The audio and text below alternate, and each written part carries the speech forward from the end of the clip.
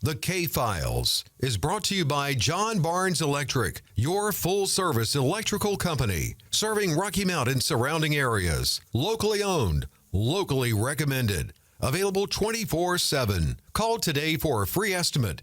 442-7002. 442-7002.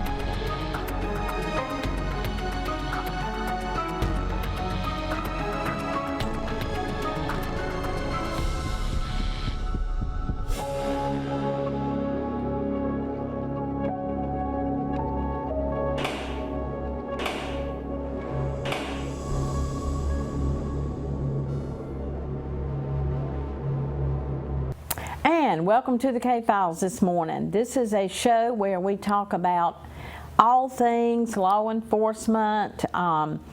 We talk about elections because these people are the ones that are going to affect your life. And we talk about cases that are unsolved that we definitely need your help with, all kinds of things. We kind of run the gamut. It's a little bit different than the traditional morning show that we do, in case you've never seen the K-Files. This morning, my guest host is Jerry Barnes. Good morning. Good morning to you.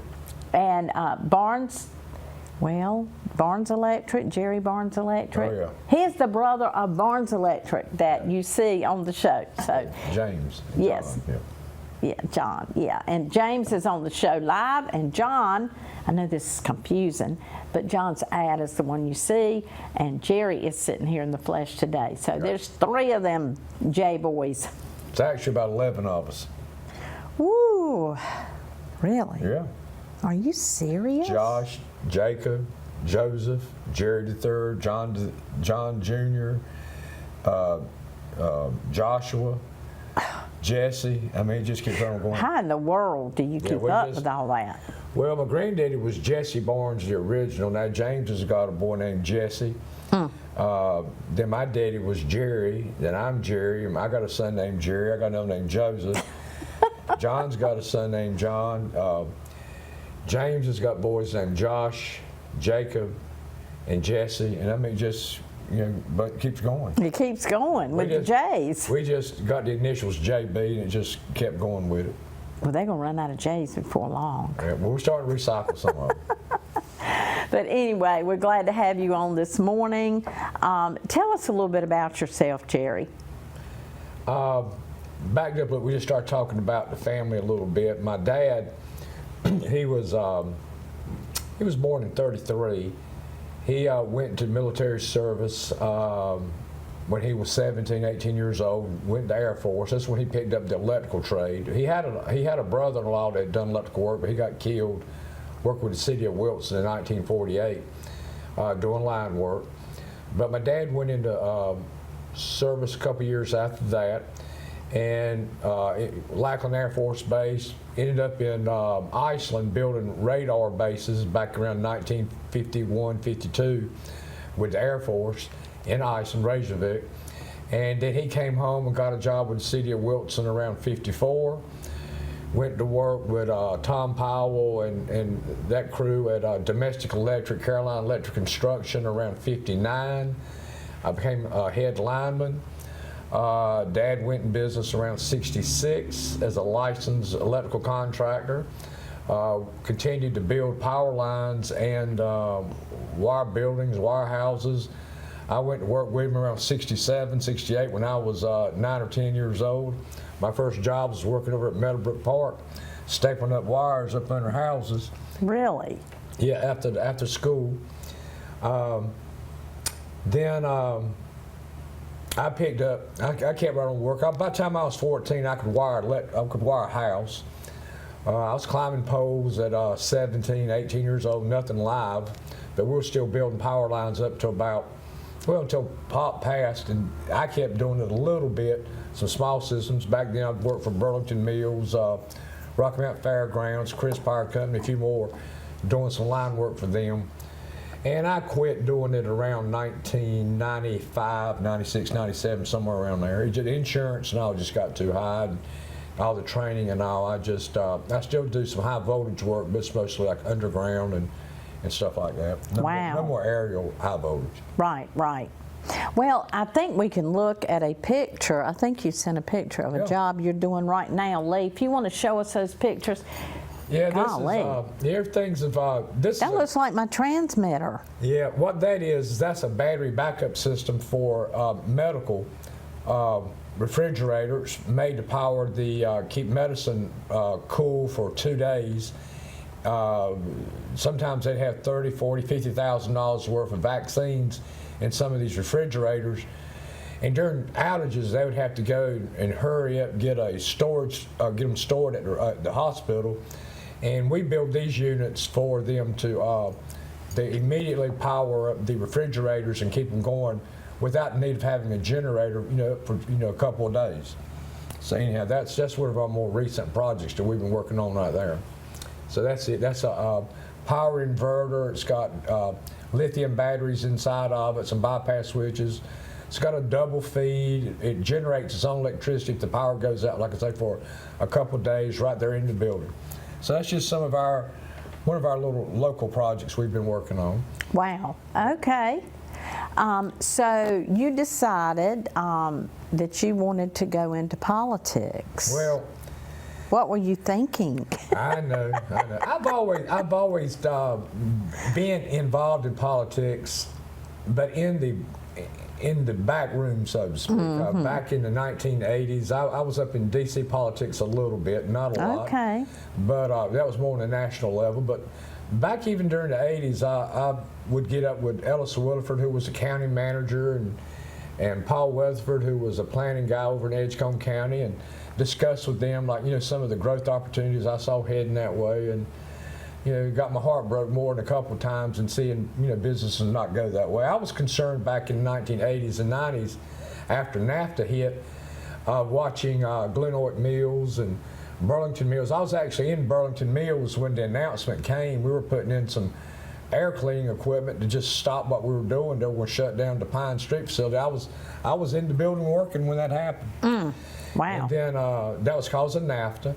And the same thing happened when I was at Fond Plastics over here on Jeffries Road, literally in the plant putting in some machinery. And they call you to the office and say, we need your closeout invoice. We just decided to shut the plant down. Wow. And then the same thing happened in Jacksboro, Tennessee. We're putting in some equipment for Glen Oak, come home to Tarboro, get ready to duplicate the installation. And I didn't get the same call. Just stop what you're doing. We're going to shut the plant down. So I've literally had the front row seat of seeing a lot of deindustrialization occur to this area. Texfi, wondering behind losing textiles. It was. I think it was a dozen plants in Rocky Mount. Rocky Mount Undergarment. Rocky Mount Undergarment. The Sheffield finishing plant. You had a lot, London Mills, there were just a lot of places. Wasn't there a Pilatex back in the day? I thought it was. Rocky Mount Undergarment. And these facilities, that's not even to say about Rocky Mount Mills, which was the premier textile creator of the area. But yeah, when they went out, it was thousands of jobs lost at one time. And then right behind it, the tobacco buyout program happened. It changed the way tobacco was purchased and handled, and it shut down all the area warehouses and stuff like that. So Rocky Mount got hit in 2 or 3 different directions at one time, and I think the flood didn't help back in, what was that, 1999? 99, that didn't help. No. And then I think around 2010, our population kind of peaked out in Rocky Mount at 62,000. Today it's around 54, just below that. We've lost about 8,000 people in population. I heard it said the other day Rocky Mount loses about 2 or 3 people a day at the rate of that, which is 2 or 3 houses a week. Yeah, You know, just, that's exactly right. 2 or 3 houses a week. And Nash County on the other side, especially on the west side of the county, the southern side of the county, it's growing. But if you, I recently did a little survey that went down 264 and 64 highway from Raleigh all the way to the coast of North Carolina, and just looked at some of the different demographics and the median income and the median housing costs and all that. But it looks like that once you hit 95 highway, things get precipitously worse until you get within 50 or 75 miles of the coast. Right. That whole area that was, it's not just unique to Rocky Mountain, what I'm trying to say. The entire whole cotton belt, it just got hit hard when the textiles went away, and the tobacco too. So it just got hit. And Rocky Mountain just hasn't recovered from that. It's got to do a rebirth somehow to be able to turn this around. You can see that at the shopping mall. It's not just enough that we've lost 8,000 people from our peak. It's also that the people that have left is a lot of the young people that when they go to college and they graduate and you know, some of our best and brightest, they decide to go to Charlotte or go to San Diego or, you know, who knows where. But a lot of them are choosing just not to stay here. That's what does the buying. You know, that's what goes to the Golden East and fill those stores up. Oh, yes. So if you look at that, you're probably missing about 20,000 people in Rocky Mountain that should have been here if the growing trends had kept on. Right. That you were looking at, you know, as 2000, 2005 come on. Rocky Mountain should be about a city of about 75,000 people right now. Mm-hmm. Well, you know, the mall was just sold again. Yeah.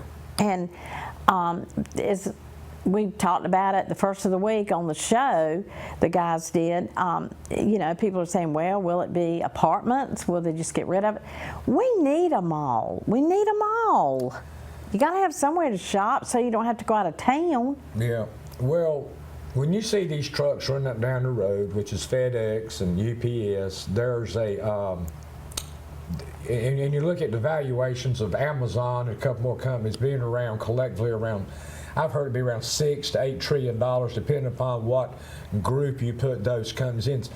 That represents the Sears and Roebucks and the Walmart. I mean, that represents companies that used to exist that's just not here anymore. Right. You know, so people's buying patterns, I mean, my goodness sake, you know, $6-7 trillion of valuations of a company that just didn't even exist 25, 30 years ago tells you that's a major shift in buying habits of people that make the brick and mortar extremely uncompetitive to be able to match with that. Right. What you're seeing with some of the older malls, and with good degrees of success, is they're turning them into multi-use facilities. Apartments, I'm not so sure of. The way those things are built, I could see where it'd be a challenge to get apartments in them. But what we have seen is some of them turning into some light manufacturing. Some of them turning into what we call the wholesale markets, which would be some of your material suppliers being able to go in and take out blocks of space. It'd be like a Lowe's, for example, but more of on the commercial end, going in there and getting some space.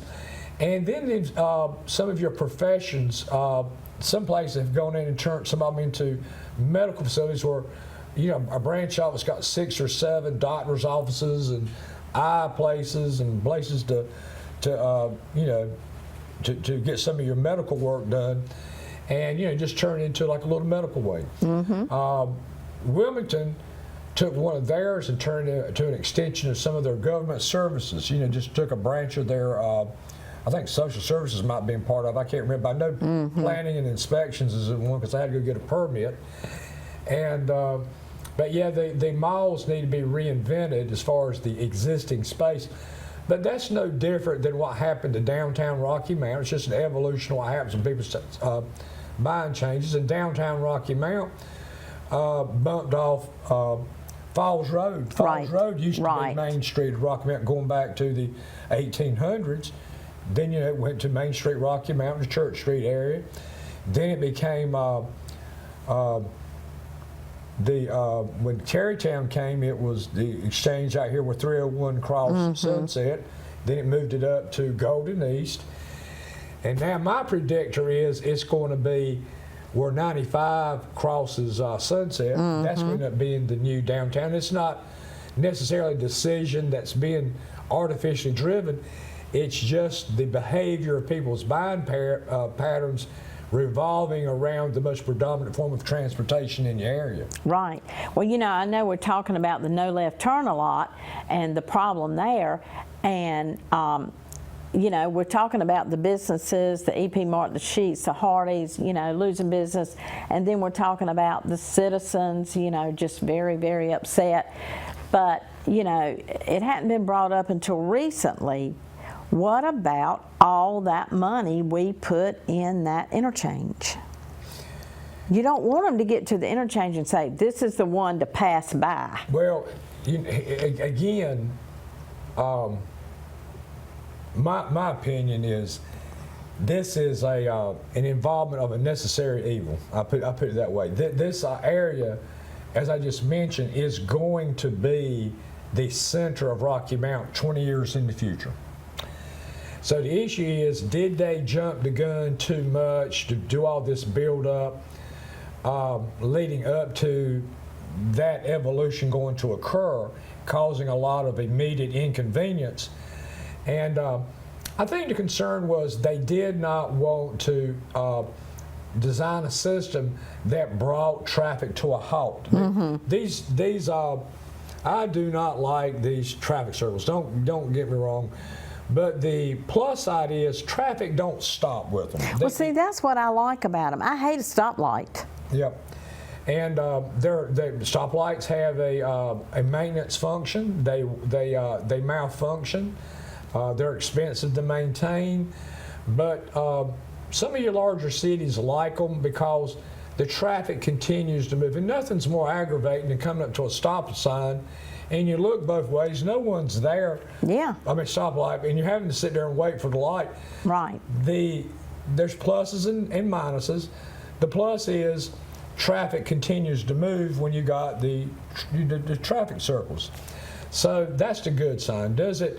And what I heard was that they have a slightly higher rate of incidents, offender benders, but the energy and the impact of having an accident, of it being, resulting in serious injury is dramatically reduced. Yes, and Kim Moore said that. She's the head engineer for our division, and she said that. Yep. So if you go 10 years into the future and see what happens is, you got to imagine there's going to be some high-rise hotels. There's going to be some multi-use out there. There's going to be traffic out there at 2 o'clock in the morning. That area is going to grow. It's going to explode in ways that people can't even imagine, because that's the area that 95 chose to cross when it come through. And if you can imagine the activities you see right now that's over there on Winstead, where you got 4 or 5, and I'm thinking maybe you have a dozen hotels sitting over there. Right. Some of that same activity is going to be at that intersection where 95 is, and it's going to be traffic of necessity. And they've done a large job of I think, overbuilding in the immediacy, but eventually necessary, of those exit ramps and all that activity they've done. It's in the end, it's going to have been the right decision to have made. Probably. Now, revisiting the no left turn, it'd be nice if that may become necessary, 10 years in the future, but right now the traffic flow count for which that intersection was designed doesn't appear to require the no left turns, impeding traffic, because what you don't want to have is one car sitting there wanting to turn left and he's got 30 cars sitting behind him. That's what you don't want to have happen. You'd rather that car go to the right, do the double take and come around. But as long as you don't have cars backing up, it's a good decision. But when the day comes, and it might be 5 years, 10 years, where there's a consistent traffic jam, then yeah, you're gonna have to Yeah, go back to no you're gonna have to left turn. revisit this. Yeah, but for right if now, I they think do it's- something about it. We don't even know if they're gonna do but anything about it. Right now, it might be a solution looking for a problem. Right now, that traffic count, I don't think it's there yet, and it's probably 5 or 10 years. But I think it's a good design. It's a good decision. Needs to be revisited about the left turns, but I don't have any problems when you sit back and look at the bird's eye view of what they're trying to do there, and just think of all the traffic that's going to be going through there.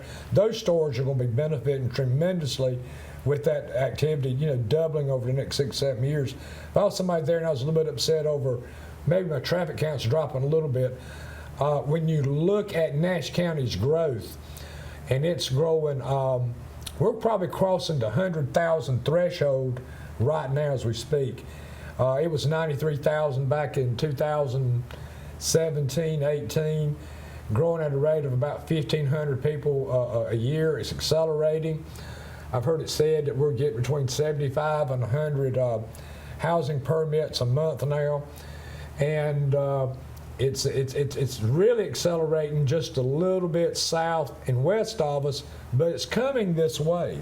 And right now, Nash County's economic activities around, according to the Federal Reserve, is around $7.5 billion a year.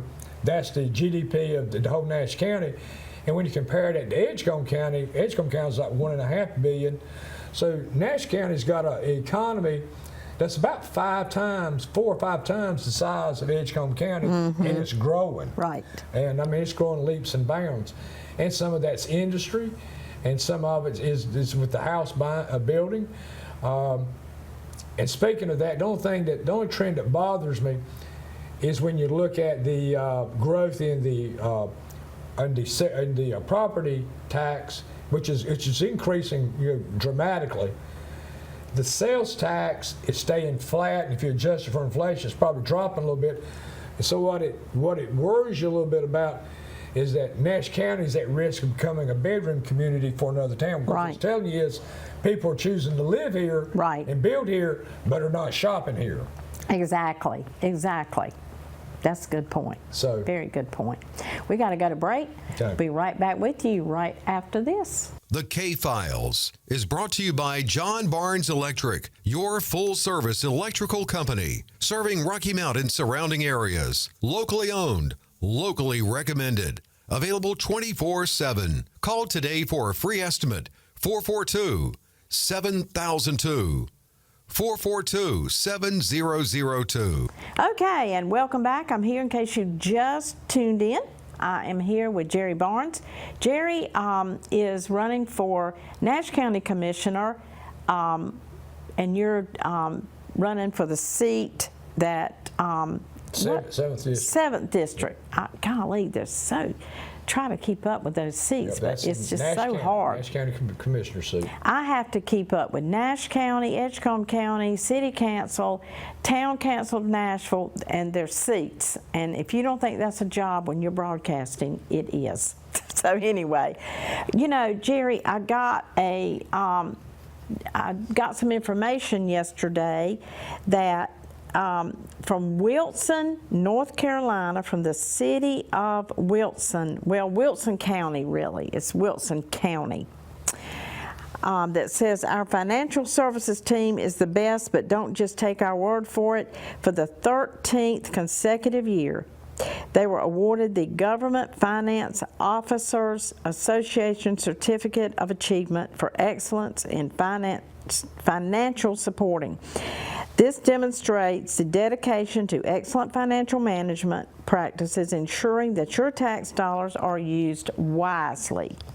And that brought me to think about, when I read that, so sad, Rocky Mount. Do you have any advice for Rocky Mount? I mean, we're in such a quandary.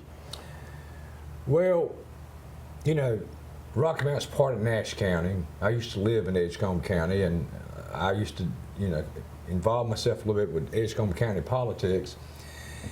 And right off the bat, the first thing that jumps out at you, because Rocky Mount and Wilson had equitable growth patterns going back, 25, 30 years ago.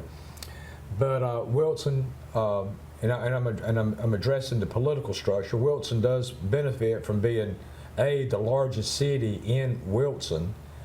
It's also the county seat of the county of Wilson, and so the alignment of what the city of Wilson wants is more aligned with what the county wants.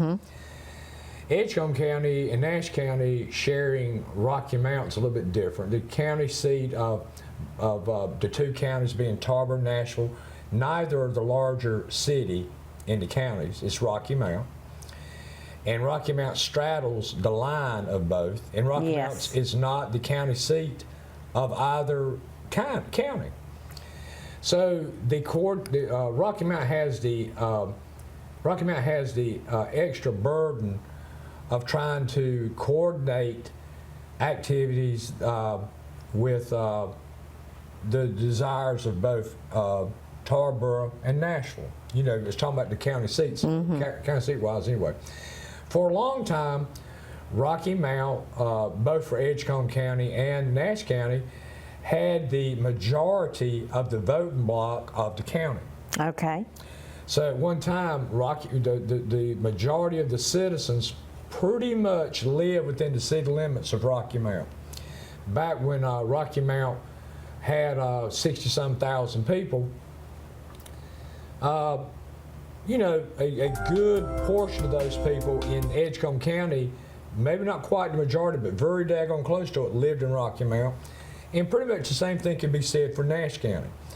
Well, see, now with Nash County, you know, going up to 100,000, and when you get to looking at the ratios of population versus the city of Rocky Mount no longer has that prominent position of being able to have the population to be able to, you know, seriously affect county politics like it used to. Right.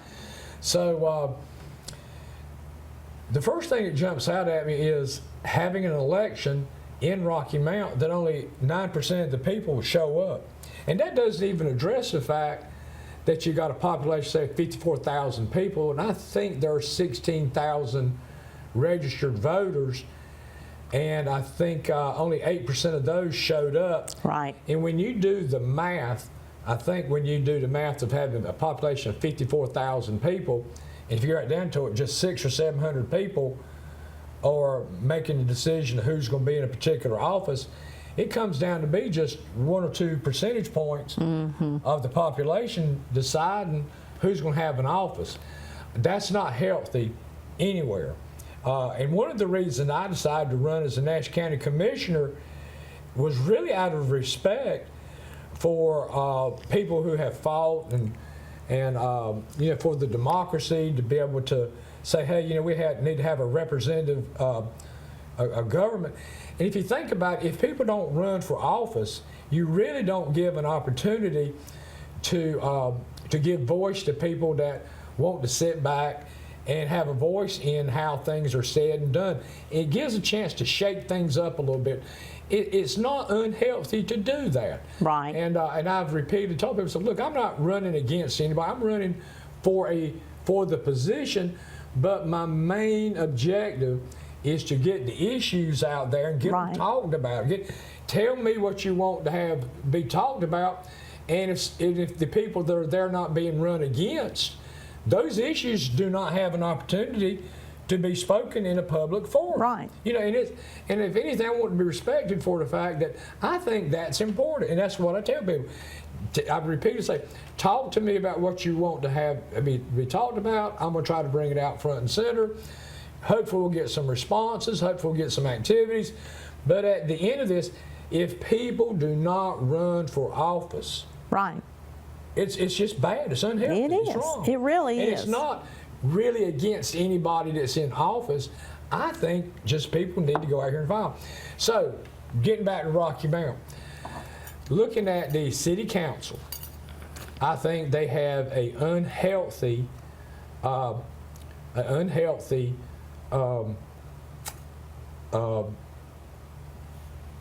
composition of the board, having 4 or 5 ministers up there. No detraction against any one of them, I mean, really, they're all fine human beings as far as I'm concerned. But you got to take inventory. Is this healthy to not have different parts of industry that speak different languages, that have different inventories of what they know how to do? You know, should be a CPA up there, should be somebody with some construction or engineering expertise up there. There needs to be somebody up there that has maybe a doctorate in education or something like that. Maybe somebody's got some past, high level, I think like Gwen Wilkins, I think, with Nash County, she's got some federal, government experience. So when you look at Nash County's board, it's got a good wide spectrum of inventory that I think that those people respect and are respected for their expertise in their fields. Right. So the number one thing I think for Rocky Mountain, if I could wish anything upon them, is get a little bit more a wider arena of expertise on the city council. So when they go into their meetings behind doors or sit around and talk, they're able to share their knowledge among themselves about how to drive forth, Rocky Mount. And, again, it's not against any of them individuals. They're all fine people, but they really are, they really need to hunt down among themselves some people that's got expertise. And if I had to give them any advice, I'd be like, look, guys, go out and find somebody that you really, really respect in your area, that has a fine, career development, that is an expert in his field, and maybe get them in there. Just try to bring that up to speed. Because again, when an industry comes in and goes before the city council or the county commissioners, they want to see some familiar faces up there, not necessarily people they know specifically, but at least they know the inventory of what these people had to go through to get to where they are, be it academically or be it with their work experience. Right. Well, you've got a point there. You've got a point. I even asked, I was kind of joking because there are a couple, but I said, does anybody on that board know how to read a financial statement when all this happened? And yeah, there are a couple, I think, that could do that. But anyway, it's just tough. So, so you're running for Nash County Commissioner, Yes, ma'am. District 7, which encompasses, now tell us what your district what areas geographically. Well, like a lot of political districts, they go in and out, and there's a weave in there. So you can be in one neighborhood and the street's not in it. But the wholesale component of it is to go from the Red Oak area, go right to the edge of Brattleboro. It kind of swings down towards this way and kicks back in. It's got parts of Candlewood in it. It goes on up towards Nashville, right to the edge of it. So that's the rough landscape of where the area is at. Okay, very good. Dorches, all of that. Oh yeah, all that in there, correct. Okay, very good. So you have filed to run for... Well, I filed my letter of intent. The filing period's coming up. Yeah. But anyway, you have filed a letter of intent, and we have got, JP and I have got to get the names of some of the folks that are running on the commission board. I mean, others that have filed or said they were going to run. We've had Quentin Sumner own. We've had, well, I don't know, Quentin Sumner, you, Robbie Davis, but there's still some that I'm not quite sure about. Does Gwen Wilkins have an opponent? Do you know? I don't. See, I don't know. We've got to get a handle on this. But anyway, see who's running, see what they stand for. Jerry has kind of voiced what his reasons are and why he has, why he's running. And I agree with you. No, and one of the commissioners has said this many times, nobody should run unopposed. Right. We should not be given free tickets. Should not be given free tickets. So anyway, interesting election coming up in 26. Filing period is in December. What's the date? Do you know? December? I don't either. I got to check that. But anyway, December, whatever. We usually take the camera and go down there to the Ag Center and, you know, kind of film a little statement from some of the candidates. So we'll be doing that. But Jerry has thrown his hat in the ring. So we wish all the candidates well that want to do this. And so how's your campaign going? You know, it's very exciting. In about 1 hour and 10 minutes, we have a conference call every week. It starts at 10 o'clock, and it's just where people throw ideas out, things they've heard that we might need to address, solutions. Right. Yeah, just things like that. Then we have a Need to map stay up committee to date. that occurs an hour and 15 minutes after that. So I mean, it's one committee right behind there. There's actually 4 committees in my campaign, and it just so the point is, it amazes me how much structure you have to have. Oh, yeah. To pull something like this off. Well, it's not easy, Jerry, to run for office. No. It's not easy. People do not realize that you throw yourself out there, and I mean, it's something you've got to go. I mean, it's just not easy. Yeah. And hats off to people that do put their hat in the ring to run, because it's a arduous task. It's a magnitude of, I would say, 4 to 5 times what I had thought it would be. Right. Every candidate says that.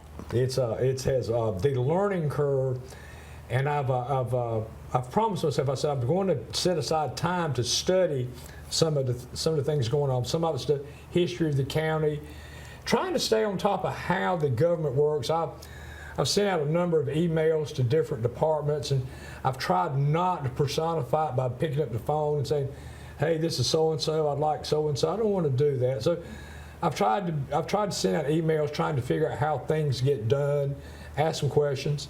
I've actually sent some out to other counties to create baselines to see how other counties would respond to the same questions, to make sure that if I was getting blowed off, for example, was this typical?